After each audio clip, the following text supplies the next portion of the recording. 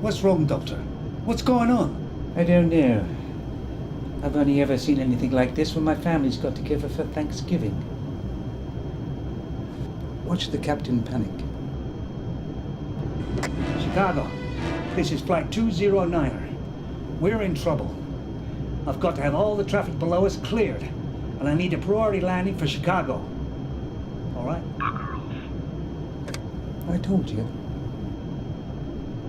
What do we have for dinner tonight? Well, we had a choice between steak and fish. Oh yes, I remember. I had craft dinner. What did the co-pilot have? He had fish. And the navigator had fish?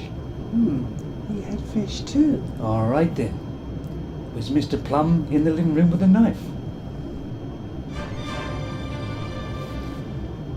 All right then. Now we know what we're up against.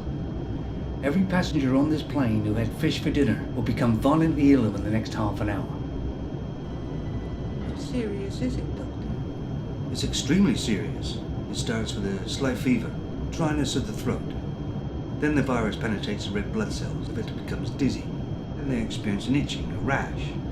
From there, the poison goes to work on the central nervous system, causing severe muscle spasms, followed by the inevitable drooling. At this point, the entire digestive system collapses, accompanied by uncontrollable flatulence, until finally the poor bastard is reduced to a quivering, wasted piece of chicken.